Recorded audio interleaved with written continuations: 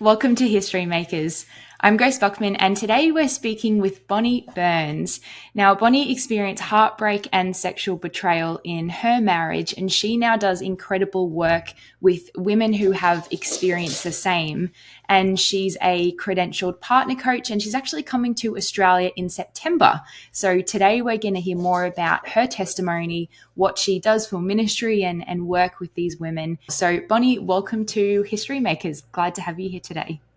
Oh, thank you, Grace. This is really an honor and privilege, and I'm just so excited to be here to speak with you and the people who listen to you. Likewise, Bonnie. All right. Well, I'd love to just get straight into it. So, can you tell me a little bit about your story? So, where were you born and raised, and did you grow up in a Christian home, or was that something that you found later on in life? Sure. I was born and raised near Indianapolis, Indiana, in the United States, which is Midwest.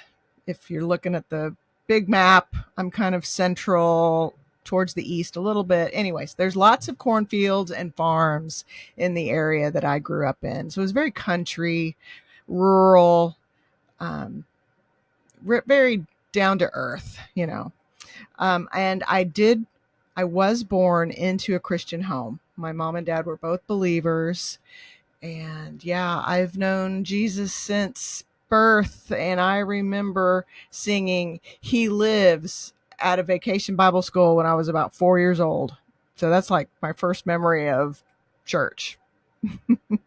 Beautiful. There's so much beauty in growing up in a Christian home and having that faith, but really learning and growing over time. So then moving on for you. So did you start studying? Did you start working? And how did you really come to end up in this ministry that you're doing? What has that journey looked like for you? It began as a trek to find my own sexual interest. Now, this is before discoveries of the hard things happened. Um, but this was a place of weakness for me in the marriage, and I decided I wanted to find ways, practical ways to help me want to participate more in the bedroom, because I did see it as an important part of marriage. And so that journey was, I started writing and researching on a blog, which now isn't very active because my focus has shifted a little bit. But I began as a Christian sexuality educator and to help women with low desire with practical tips and tools to try to boost their interest in being sexual with their husbands. Yeah, incredible. I imagine that would have, even getting into that space, it can be quite a taboo topic. It's not something that is frequently spoken about in church. So that's why it's so important to have people with godly perspectives and help in that. So when you were working or doing ministry in that space, did you just meet a lot of women who had experienced similar, or at that point were you coaching women who had experienced betrayal in marriage as well? At that point, it did come up sometimes, but it wasn't a frequent issue that I encountered with the women that I was working with.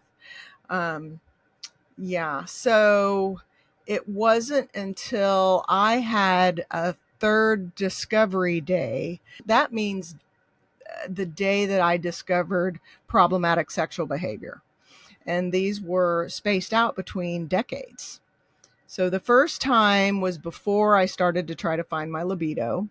The second time, I decided that this wasn't about sex because I had found my libido and I had started to meet joyfully in the bedroom. And so, because I knew this wasn't my fault, I started to learn more about myself and who I was in Christ, and that I could have boundaries in marriage. I didn't have to just let his actions dictate. I could say yes or no to what kind of values I had in marriage. So, um, my journey was really at the core of it, learning how valuable I am as a daughter of Yahweh and a co-heir of Jesus. And that's how my faith grew too. My faith grew as I felt him empower me. Hmm. Yeah, man, it's that identity, isn't it? And I think a lot of people struggle with identity. So I'd actually love to get your experience. So when you embarked on that journey of finding your identity and your worth in Christ, how did you embark on that journey? And do you have any wisdom or encouragement that you can share with people who maybe feel the same or are struggling to find that?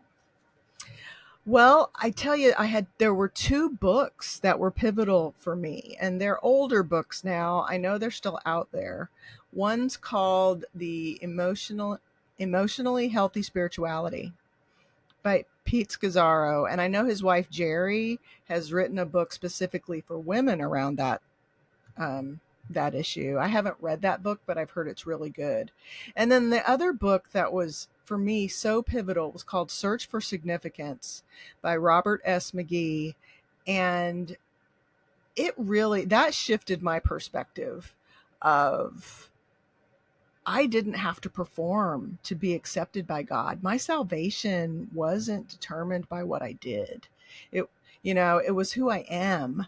And I look towards that verse where the burning bush, Moses sees the burning bush, and Yahweh says, I am who I am. And that I really took that to heart, because he didn't say, I am what I do. He just said, I am what I am. And that was a huge shift and a huge moment for me to go, oh, he loves me for who I am. And I can quit striving. I can just rest in that. And from there, things shifted, and I started to study on my own the Gospels, and getting to know Jesus on that real intimate level just gave me the mind of Christ. It was really an empowerment and a Yeah. shift. Yeah. And did you see much of a change in your ministry or the work that you were doing with women then once you started to have found that identity or that grounding and really growing in your faith yourself? Did that then change how you were working with women and doing what you're doing now? It does now, but the shift into what I'm doing now was because my husband, I discovered a third time that he had problematic sexual behavior. But because I knew my worth and identity at this third instance, I was able to put really big boundaries in place that protected me. And I learned that God will take care of me no matter what. I will be provided for, because in my heart, I knew I couldn't stay in a marriage if we didn't have 100% sexual integrity. And so I made some really big boundaries, knowing that God was with me. I was trying to live with integrity, and that he would provide for me, because I wasn't the breadwinner. So that was kind of scary to say I'm going to walk away. But my husband also came awake and decided that he wanted to live in his values. And so has been doing great recovery work, solid recovery. And so I've been walking with women for about 4 years in this area. So that's where the shift was. Yeah.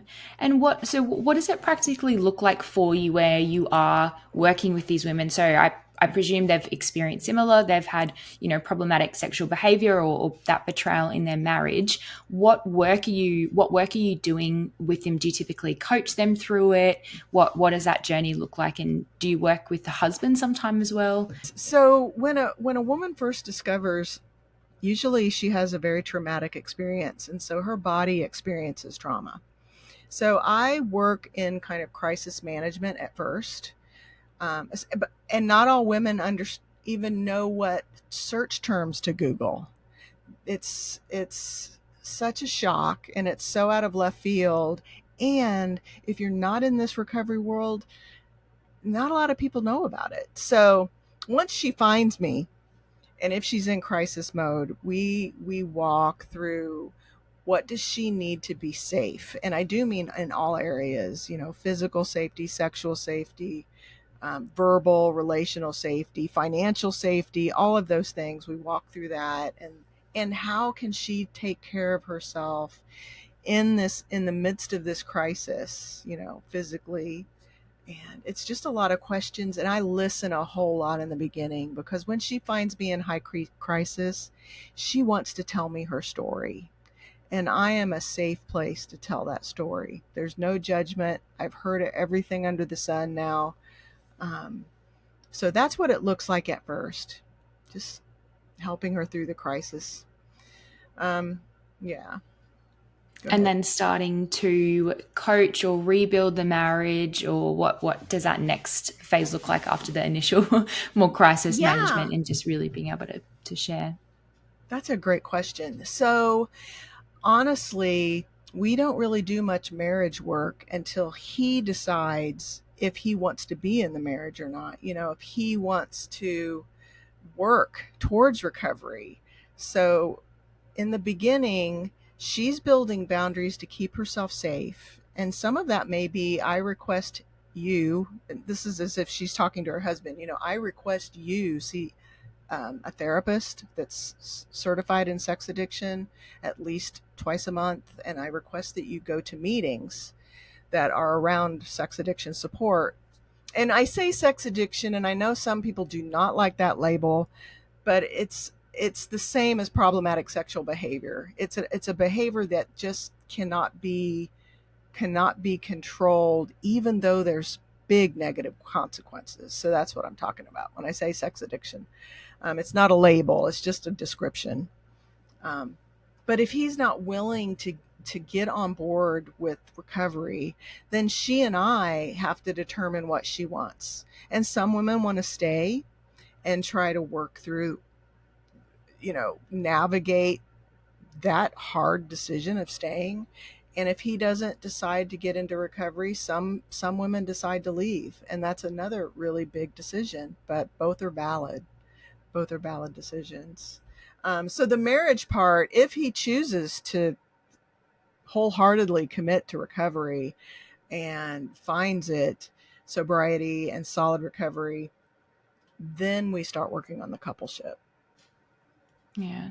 Wow, what a journey. And I think for women who experience that, I've seen that happen in lives of people around me, and you're right, it really is that it's betrayal, and it's trauma, it's true trauma. And I love that you can really help and support women through what probably the hardest seasons and times of their lives.